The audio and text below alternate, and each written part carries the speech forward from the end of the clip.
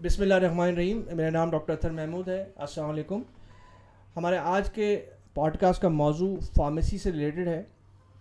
Pharmacy ایک ایسا subject ہے جس میں عام ہماری جو جنرل پبلک ہے اس کو اس کے بارے میں زیادہ پتہ نہیں ہے, اور وہ یوزلی ریلیٹ کرتے ہیں اس کو فارماسیوٹیکل انڈسٹری اور فارما ریپرزنٹیٹیوز اور فارمیسی یا کیمسٹ شاپس کے ساتھ. لیکن یہ ایک بہت ہی واسٹ سبجیکٹ ہے اور واسٹ پروفیشن ہے جس کے اندر ریسرچ, پبلیکیشنز, کالجز اور ریگولیٹری اتھارٹیز کا رول, ڈرگ لاز, اس میں بہت ساری چیزیں انکلوڈیڈ ہیں.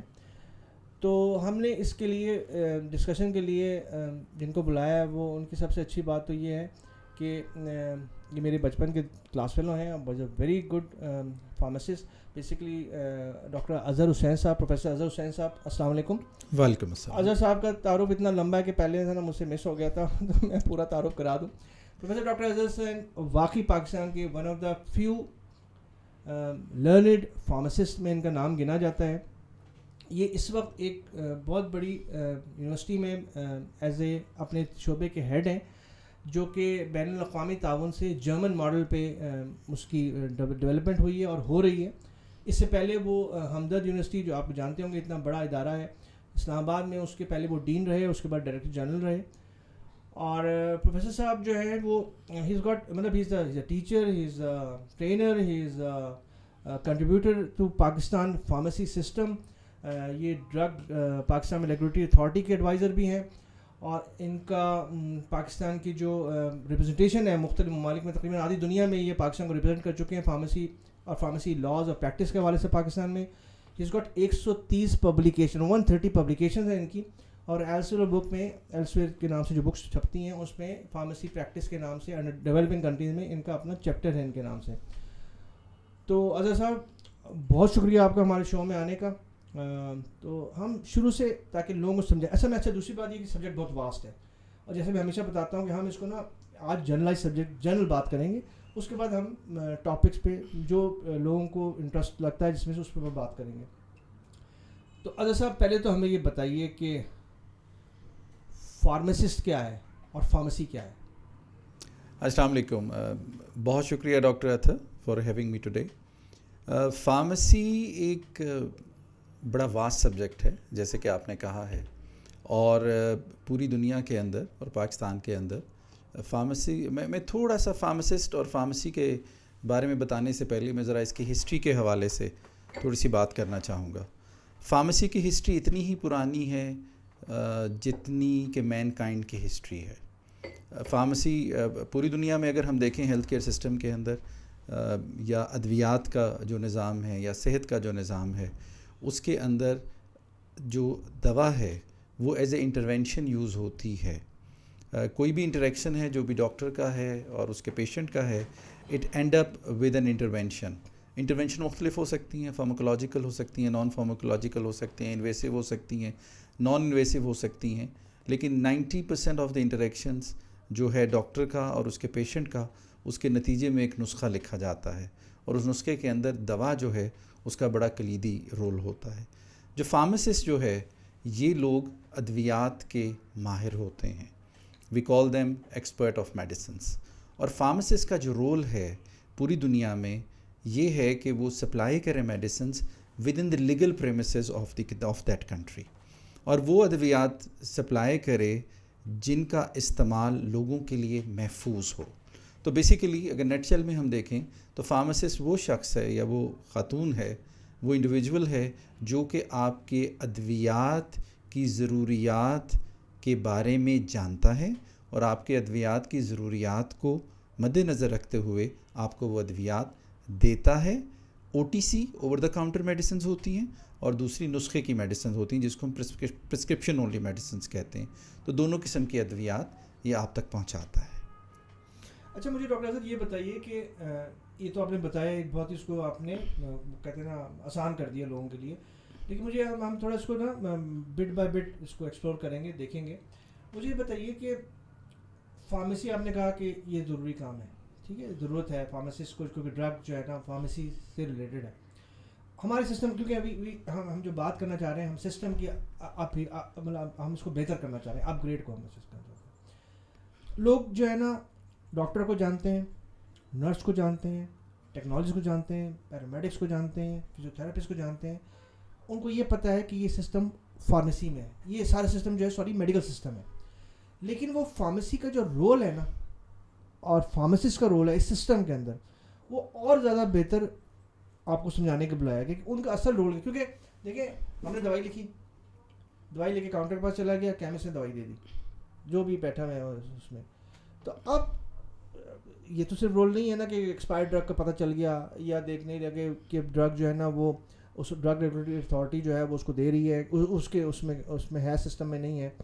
ہمیں یہ بتائیں کہ ہم کدھر لیک کرتے ہیں, کیونکہ ہمیں فارماسسٹ کا رول نا ایون اپنے اسپتالوں میں نظر نہیں آتا. ایک مطلب میں نے دیکھا 500 بیڈ کے اسپتال کے ایک فارماسسٹ ہے, ٹھیک ہے. اس کو ذرا الیبریٹ کریں, بتائیے کہ ہم اس سسٹم کو کیسے, ہم سسٹم پہ ہی بات کرنے بلایا نا آپ کو, تو آپ نے بتا دیا جو رول ہے, جو بکس میں لکھا ہوا ہے, جو انڈیکیٹڈ ہے, جو اسٹینڈرڈ گائیڈ لائن ہے, ہم کدھر لیک کرتے ہیں.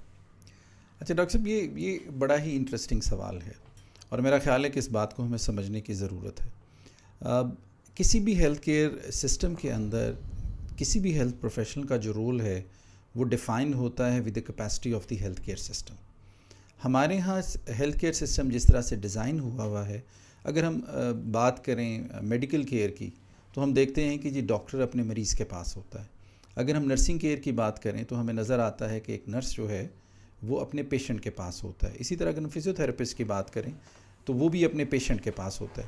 انفارچونیٹلی ہمارے ہاں سسٹم اس طریقے سے ڈیزائن ہوا ہے کہ ہمارا جو فارماسسٹ ہے وہ زیادہ تر کیسز کے اندر اپنے پیشنٹ کے پاس نہیں ہوتا. اس کی وجہ سے جو ایک سوسائٹی اور فارماسسٹ کا انٹرفیس ہے وہ شاید ہمارے ہاں لیکنگ ہے. اچھا, اس کو تھوڑا سا مجھے پیچھے جانے دیجئے, تو ہمیں یہ پتہ چلے گا کہ ہمارا جو ہیلتھ کیئر سسٹم ہے, اچھا لیگلی جیسے ڈاکٹر صاحب نے کہا کہ جی 500 بیڈ کا ہسپتال ہے اور ایک ہی فارماسسٹ موجود ہے.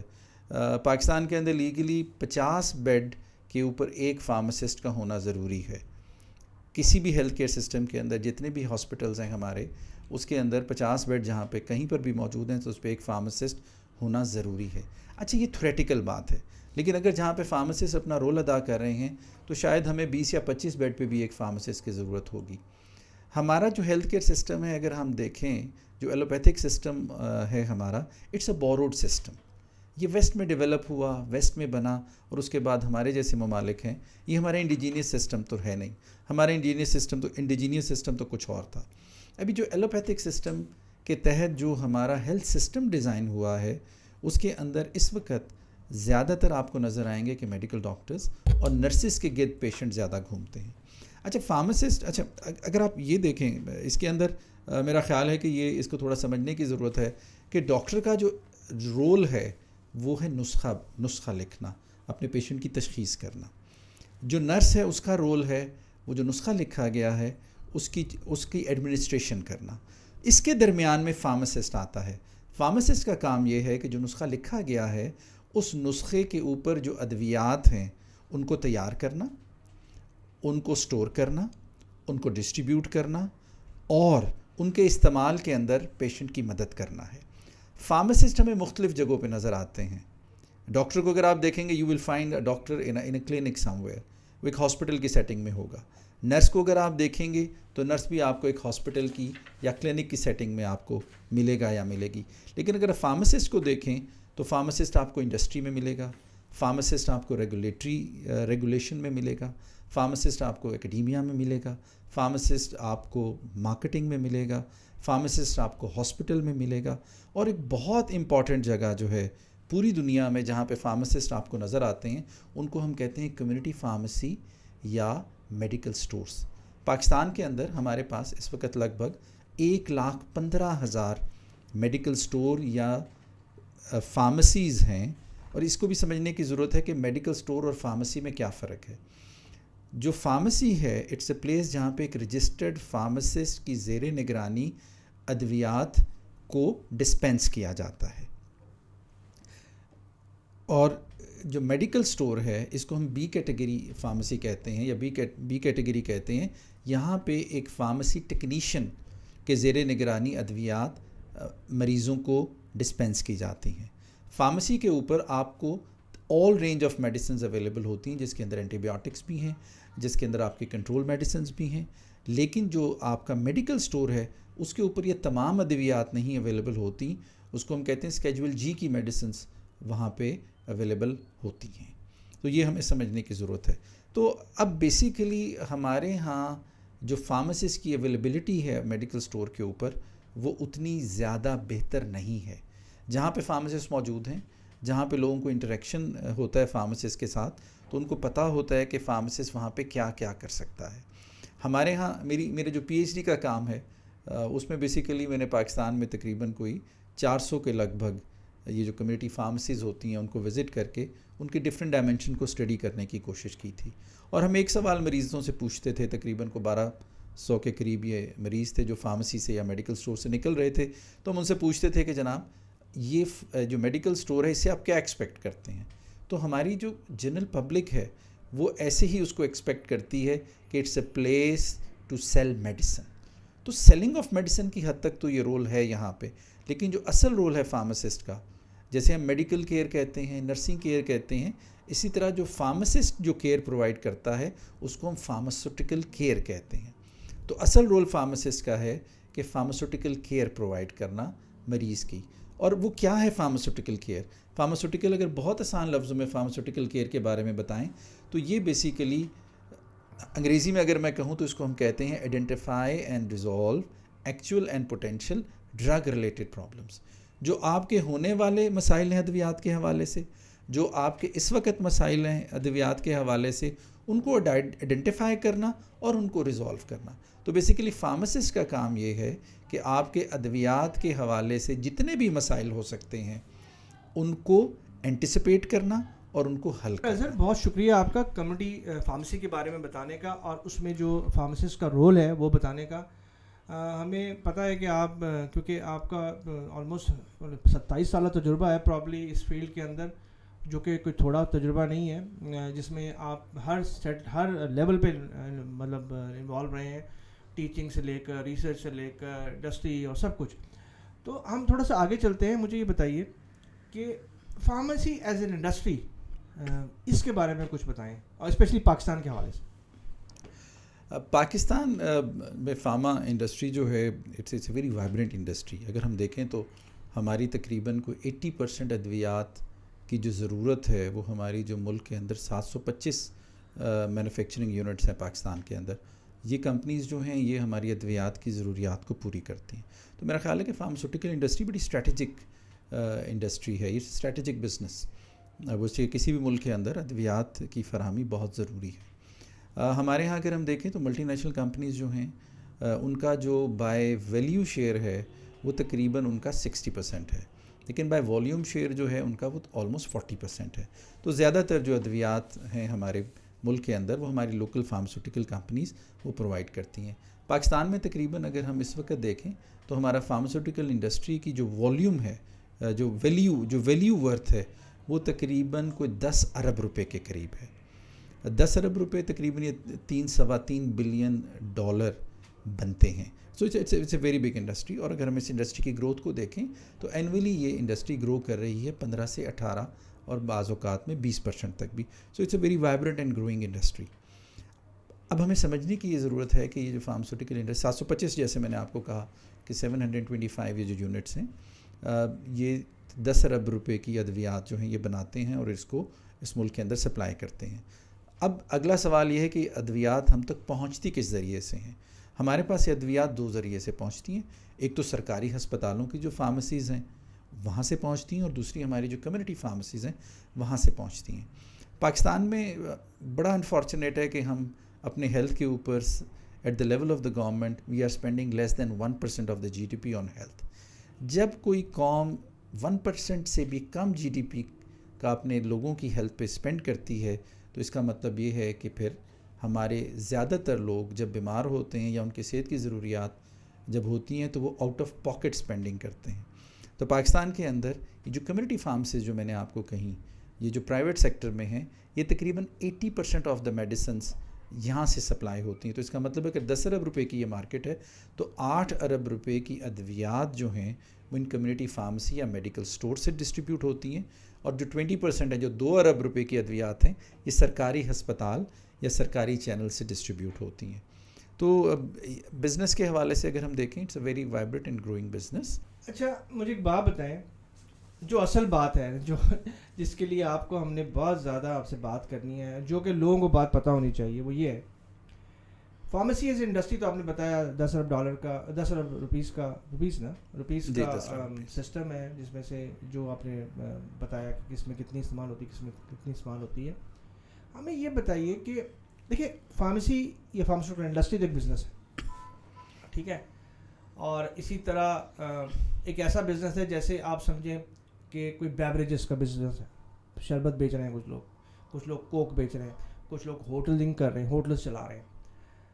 اب جو ہوٹل کے اشتہارات ہوتے ہیں نا, یا بیوریجز کے اشتہارات ہوتے ہیں, یا کوئی بھی اشتہار ہے, وہ ایک اشتہار دیتا ہے, اس کی پبلسٹی کرتا ہے, اور لوگ اس کو خریدنے آتے ہیں یا دیکھتے ہیں اور متاثر ہوتے ہیں.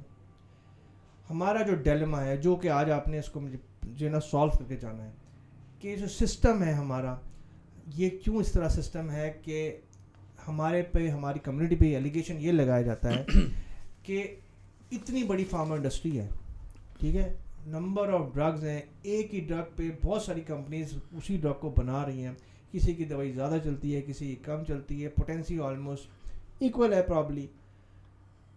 تو وائی ہمارا سسٹم جو ہے یہ کہتا ہے ہمیں کہ آپ لوگ جو ہے نا فارماسیوٹیکل انڈسٹری سے یا ڈرگ کمپنیز سے آپ پرکس لیتے ہیں اور دوائی لکھتے ہیں.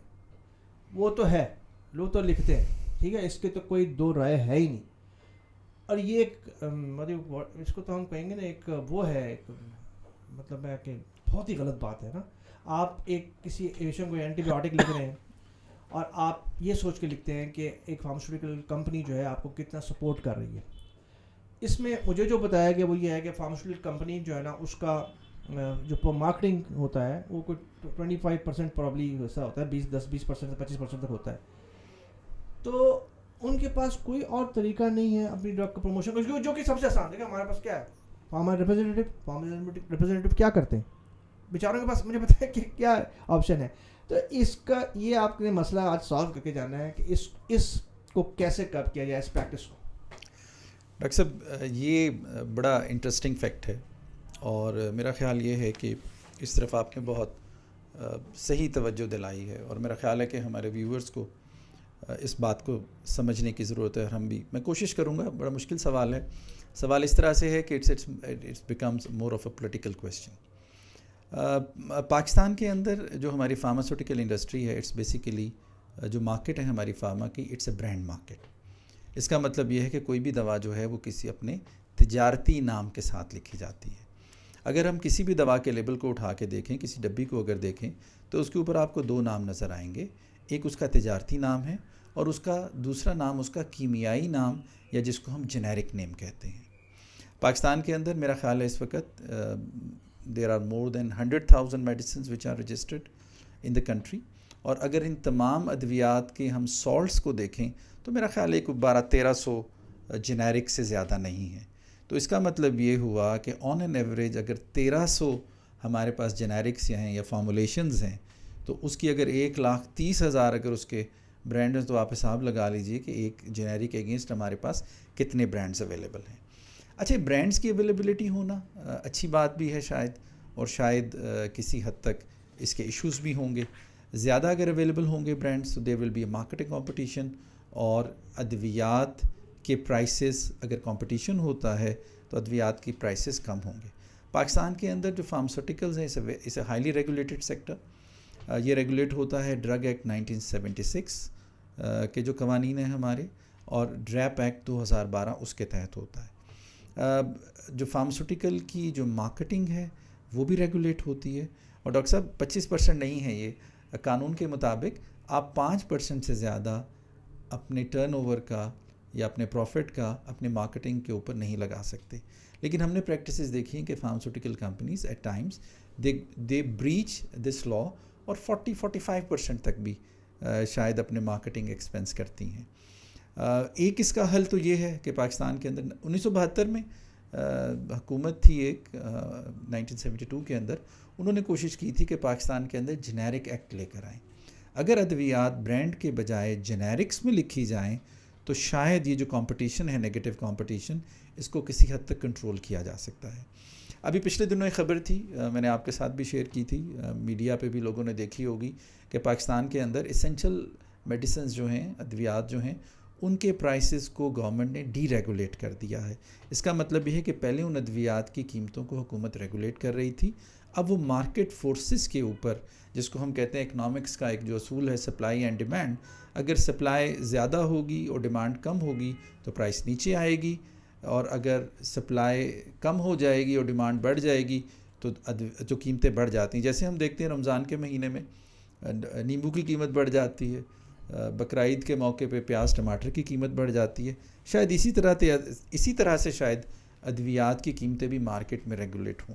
لیکن دنیا کے جن ممالک کے اندر جہاں پہ ڈی ریگولیٹ کیا جاتا ہے ادویات کی قیمتوں کو, وہاں پہ ایک انڈائریکٹ میکنزمز بھی ہوتے ہیں ادویات کے پرائسز کو کنٹرول کرنے کے. پاکستان کے اندر اگر یہ پرائسز ڈی ریگولیٹ ہو رہی ہیں اور اگر ہم نے پرسکرپشن کی مانیٹرنگ نہیں کی اور اپنے پرسکرائبنگ پریکٹسز کو اگر ہم نے کرب نہیں کیا, تو میرا خیال ہے کہ جو عام کنزیومر ہے ہمارا, جس کے لیے ہم تمام لوگ کہتے ہیں, ڈاکٹر کہتا ہے, فارماسسٹ کہتا ہے, نرسز کہتے ہیں, پورے کا پورا ہیلتھ کیئر سسٹم کہتا ہے کہ جی ہم اس مریض کے لیے کام کر رہے ہیں, تو شاید اس مریض کے ساتھ انصاف نہیں ہو سکے گا. ادویات میں ہم کہتے ہیں جی ادویات کی اویلیبلٹی, جب اویلیبلٹی کی بات ہم کرتے ہیں کہ جو دوا اویلیبل ہونا چاہیے, یہ قانون ہے. ڈرگ ایکٹ 1976 کے مطابق پاکستان کے اندر کوئی بھی کمپنی جب کوئی دوا رجسٹر کرتی ہے تو یہ وعدہ کرتی ہے کہ اس دوا کو سفیشینٹ کوانٹٹیز کے اندر مارکیٹ میں اویلیبل کرے گی. لیکن ہم پچھلے کچھ دنوں سے دیکھ رہے تھے ادویات کی اویلیبلٹی مارکیٹ میں اس طرح سے نہیں ہے, اور بہت جان بچانے والی ادویات ہیں وہ مارکیٹ میں اویلیبل نہیں تھیں. تو ایک طرف تو یہ آرگومنٹ تھا کہ جی ادویات کی قیمتیں کنٹرول کی جا رہی ہیں, جس کی وجہ سے فائنینشلی فارماسیوٹیکل کمپنیز کو وائبل نہیں ہے ان ادویات کو بنانا اور بیچنا. لیکن دوسری طرف اگر ہم دیکھے جائیں کہ جس طرح سے کنزیومرز کے اوپر, ایک عام آدمی کے اوپر, ایک عام پیشنٹ کے اوپر پریشر ہے پرائس کا, یوٹیلیٹیز کے پرائسز ہیں اور ادر پرائسز ہیں, اسی طرح سے ادویات کی قیمتیں جب ڈی ریگولیٹ ہوتی ہیں تو پرائسز پوری دنیا میں یہی دیکھا گیا کہ پرائسز بڑھ جاتی ہیں. تو ڈاکٹر صاحب اس کا تو کوئی ون سلوشن تو نہیں ہے. میرا خیال ہے کہ جس طرح کے ہم لوگ ہیں, جس طرح کے ہماری ہر شعبے میں پریکٹسز ہیں, شاید ہیلتھ کیئر سیکٹر میں بھی ہماری وہی پریکٹسز ہیں. میرا خیال یہ ہے کہ اس کے اندر ایک چیز کرنے کی ضرورت ہے, بہت امپورٹنٹ ہے, کہ ہمارا جو پیشنٹ ہے اس کو اس کے پیشنٹ رائٹس کا پتہ ہونا چاہیے. اور ایک بہت آسان طریقہ ہے اس کو حل کرنے کا, کہ جب کبھی بھی آپ کو کوئی بھی میڈیکل پریکٹیشنر نسخہ لکھتا ہے تو آپ اس کو کہیے کہ ڈاکٹر صاحب یہ جو آپ نے تجارتی نام لکھا ہے دوا کا, مہربانی کر کے اس کے ساتھ اس کا کیمیائی نام بھی لکھ دیجئے. اور آپ اگر جب کسی میڈیکل سٹور یا فارمیسی پہ جاتے ہیں تو سب سے پہلے جا کے فارماسسٹ کی موجودگی کا پوچھیے, فارماسسٹ سے پوچھیے کہ یہ جو آپ کو تجارتی نام کی دوا لکھ کے دی گئی ہے, کیا اس کے کیمیاوی نام کے مطابق اور ادویات بھی موجود ہیں. اور آپ اس سے پوچھیے کہ اس تجارتی نام سے آپ کے نسخے کی قیمت کیا بن رہی ہے, اور اگر جنیرک یا کیمیائی نام کے ساتھ جو ادویات آپ کی اس فارمیسی پہ موجود ہیں اس سے اس کی کیا قیمت بنتی ہے نسخے کی. So probably that's one of the ways جس سے ہم شاید اس پریکٹس کو کسی حد تک کنٹرول کر سکتے ہیں. اچھا ڈاکٹر اظہر, آپ نے یہ تو بتا دیا کہ ہم جو ہے نا فارمیسی پہ جا کے یا کیمسٹ شاپ پہ جا کے یا میڈیکل اسٹور پہ جا کے ان کو یہ کہہ سکتے ہیں کہ جی جو اس سے ملتی جلتی کیمیکل بیسیکلی جنیرک نیم ہے اس کے حوالے سے دوائی مل جائے. لیکن اس میں بھی ایک بہت بڑا کیچ ہے نا, وہ کیچ یہ ہے کہ obviously ادھر بھی کمیشن ہے. مطلب ہم اب بات بڑی وہ کینڈیڈ کرنی ہے نا, ہم اسی سسٹم کیوں ہیں, ہم اویئرنیس کے لیے نا, تو ہم چیزیں کیوں چھپائیں, ہم کوئی چیزیں چھپا کے بات کرنے والی تھوڑی ہے, ہمیں کس کا ڈر ہے. تو میرا کہنے کا مطلب یہ ہے کہ اب آپ کہتے ہیں جنیرک, وہ کہہ کے پوچھے گا بھائی جنیرک میں سب سے سستی کون ہے, تو آپ کو یہ پتہ ہے نا کہ وہ اس کے اندر کمیشن بھی زیادہ ہے. ایسے ہی ہے, اس کا کیا کریں گے؟ تو یہ صرف ڈاکٹر پہ نہیں, ادھر فارمیسی میں جو بیٹھا ہوا ہے اس کا کیا کریں گے؟ ڈاکٹر صاحب بالکل ٹھیک کہا آپ نے. یہ بیسیکلی تو مجھے لگتا ہے کہ یہ ہماری انڈیویجول کی مورالٹیز کے ایشوز ہیں, ہمارے پروفیشنلز کی مورالٹیز کے ایشوز ہیں. اگر پرسکرائب کرتے ہوئے کوئی برائب ہو رہا ہے, if that's the right word I am using, اور اسی طرح سے ڈسپینس کرتے ہوئے بھی تو کوئی برائب ہو سکتا ہے. یہ آپ کی بات بالکل ٹھیک ہے، لیکن شاید اس کا سلوشن ایک یہی ہے کہ جو ہمارا پیشنٹ ہے اس کو کسی حد تک ہمیں امپاور کرنا پڑے گا کہ وہ کس طریقے سے کنٹرول لے سکتا ہے اپنے مرض کا، اور اسی طریقے سے اپنے کاسٹ جو ہے میڈیسن کی اس کا. اچھا، میں ایک اور جو امپورٹنٹ بات ہے ڈاکٹر صاحب یہاں پہ ہمیں سمجھنے کی ضرورت ہے کہ ادویات جو ہیں وہ کن سٹینڈرڈس کے تحت بنتی ہیں. دنیا میں تین سٹینڈرڈز ہیں پاپولرلی جن کے مطابق ادویات بنتی ہیں. یونائٹڈ اسٹیٹ فارماکوپیا ہے، برٹش فارماکوپیا ہے، اور یورپین فارماکوپیا ہے. آپ کبھی بھی کچھ دوا کو اٹھاتے ہیں، جیسے کہ پیراسیٹامول کو اگر آپ فار ایگزامپل اگر آپ اس کو اٹھاتے ہیں، اس کے اوپر لکھا ہوا ہوتا ہے پیراسیٹامول یا ایسیٹامینوفین 500 ملی گرام بی پی. جو بی پی ہے یہ برٹش فارماکوپیا ہے. تو ہمارا خیال یہ ہے کہ کوئی بھی دوا جب اس سٹینڈرڈ پہ بنتی ہے وہ کسی کمپنی کی بھی ہوگی تو وہ تمام وہ فارماکولوجیکل ایفیکٹ رکھے گی جو مہنگی یا سستی دوا کے ہو سکتے ہیں. ایک چیز اور یہاں پہ سمجھنے کی ضرورت ہے کہ کوالٹی آف میڈیسنس کو ہم نے پرائس کے ساتھ ہم ٹیگ کرتے ہیں. ہمارا خیال یہ ہے کہ مہنگی گاڑی اچھی گاڑی ہے، مہنگا کپڑا اچھا کپڑا ہے، اسی طرح سے مہنگی دوا بہتر دوا ہے. یہ بات فارماسیوٹیکلز میں کسی حد تک اپلائی نہیں ہوتی ہے. ویسے کہ any medicine made by any XYZ company following the same standard should have the same quality.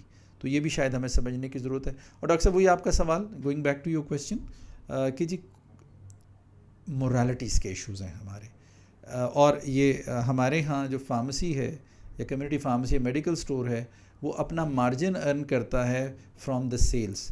پوری دنیا میں جہاں ڈیولپ ورلڈ ہے وہاں ایسا نہیں ہے. وہاں جو فارماسسٹ ارن کرتا ہے یا فارمیسی ارن کرتی ہے وہ پر پرسکرپشن فلنگ کی الگ سے کاسٹ لیتے ہیں. جیسے فرض کریں اگر میں نے 1000 روپے کا نسخہ کی ادویات دی تو پر سے مجھے 15% اگر پروفٹ ملتا ہے تو مجھے 150 روپیہ ملے گا.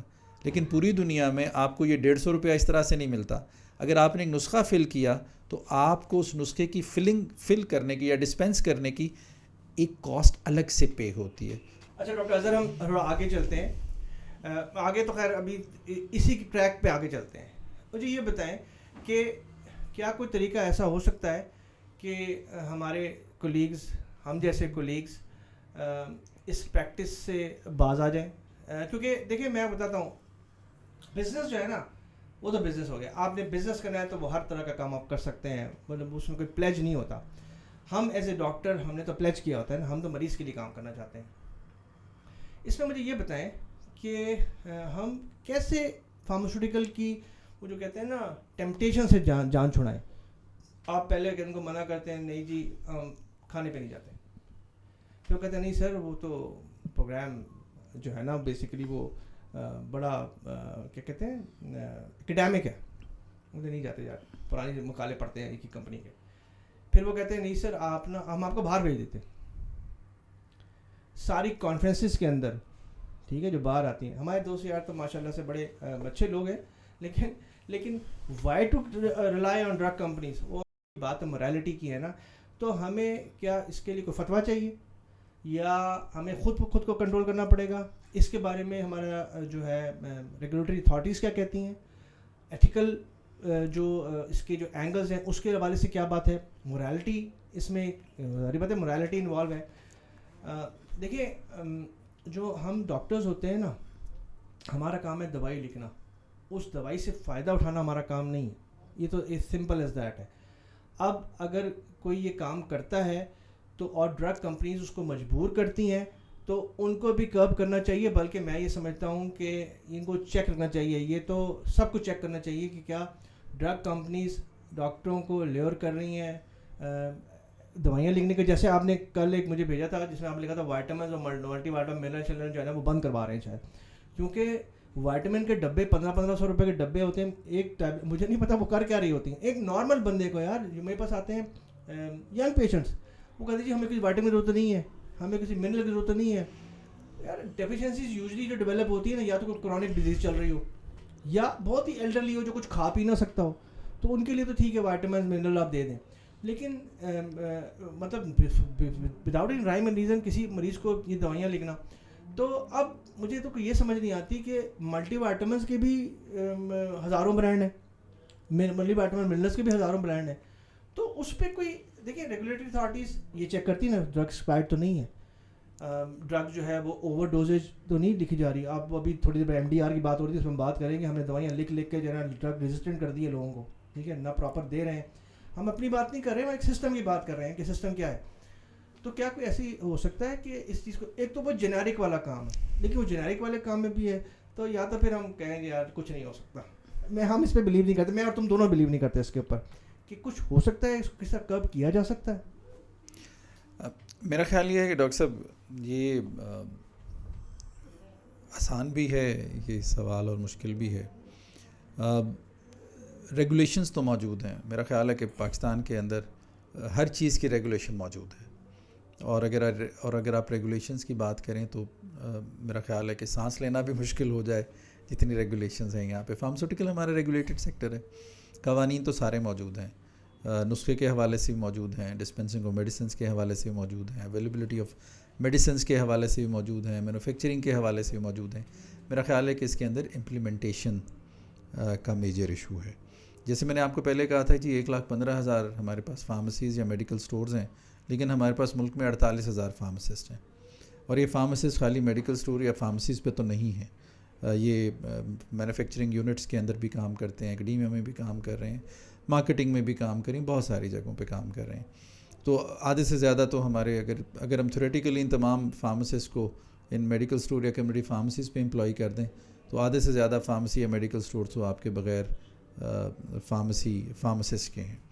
تو میرا خیال یہ ہے کہ generics is one of the solution. Second, morality کی جو بات کی ہے وہ بہت امپورٹنٹ ہے. وہ ایک پرانا مثال ہے, وہ کہتے ہوتے ہیں کہ جی منہ کھاتا ہے تو آنکھ شرماتی ہے. تو when you go for lunches, when you go for dinners, when you go for international trips, تو obviously you get the influence.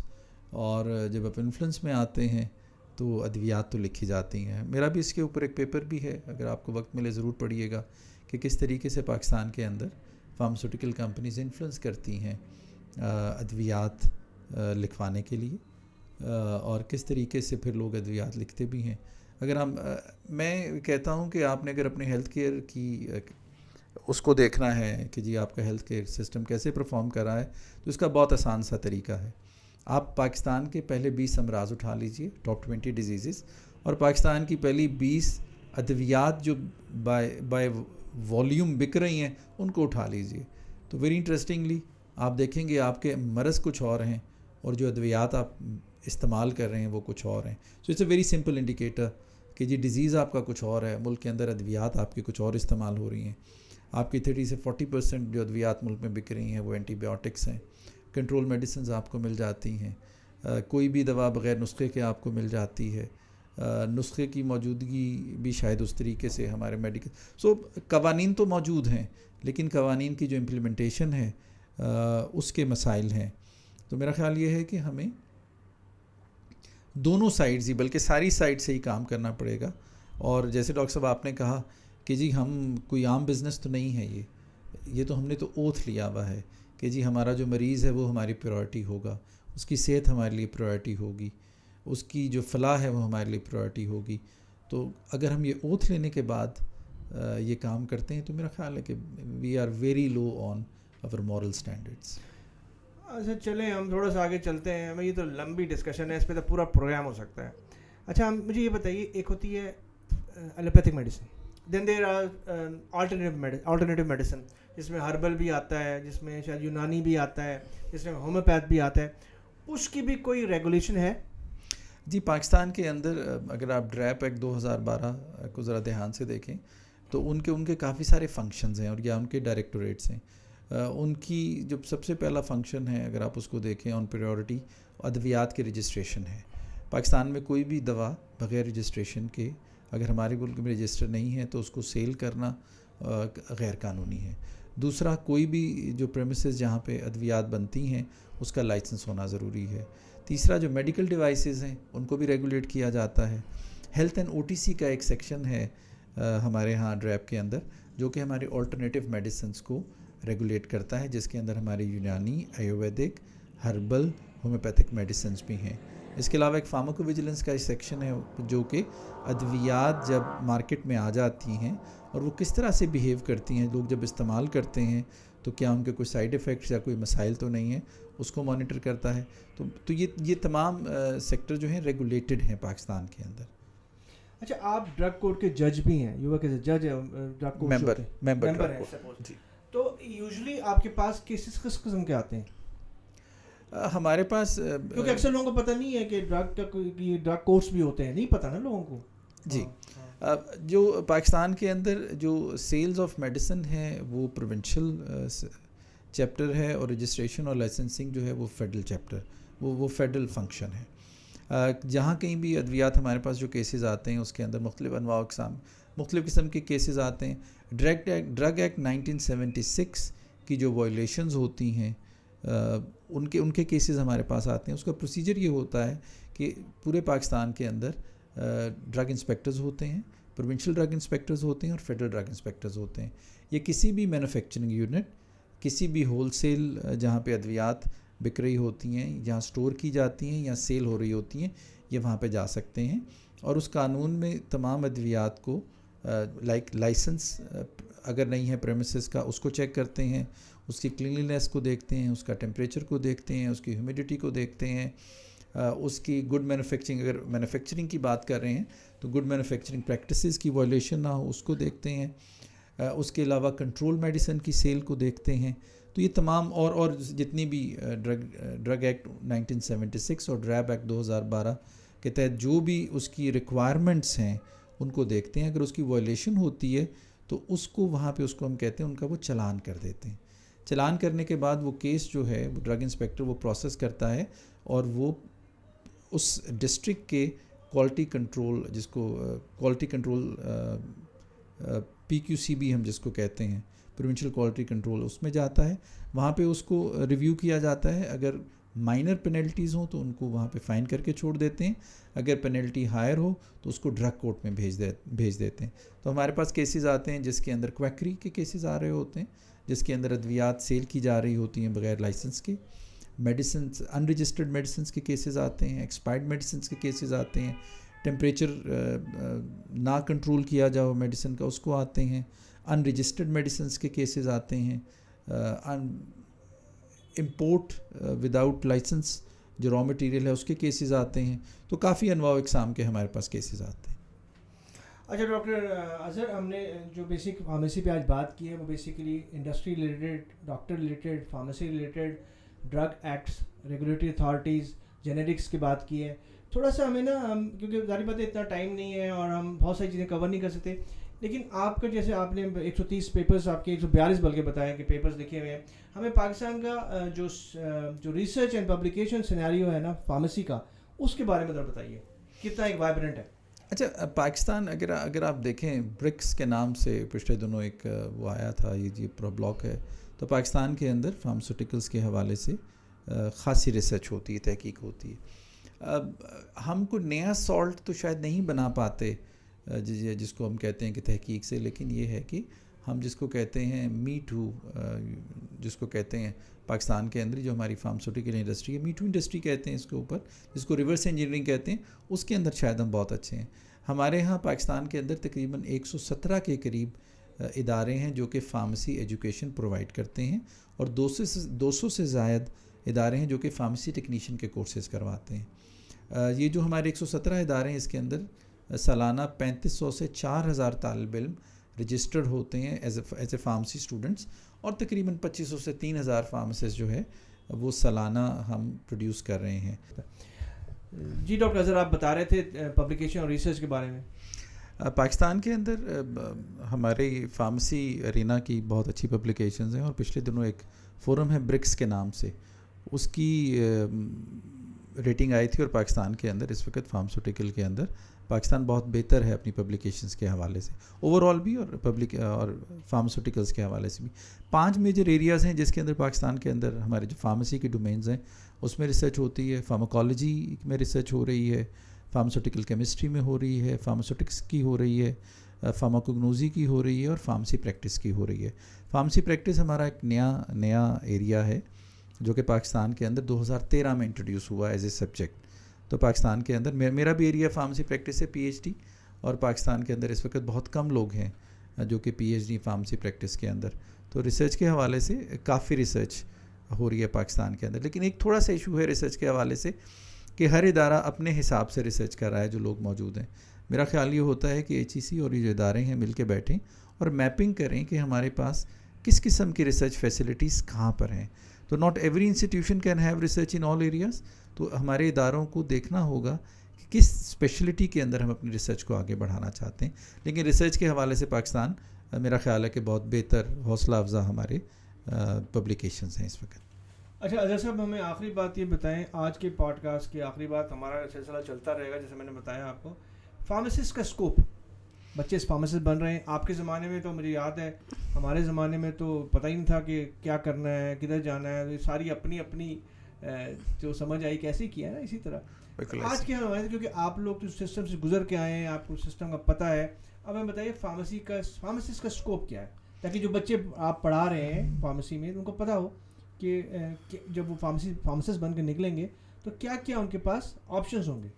دیکھیں پاکستان کے اندر اس وقت کوئی 48,000 کے قریب رجسٹرڈ فارماسسٹ ہیں, اور ڈبلیو ایچ او کے مطابق 2,000 پاپولیشن کے اوپر ہمیں ایک فارماسسٹ چاہیے.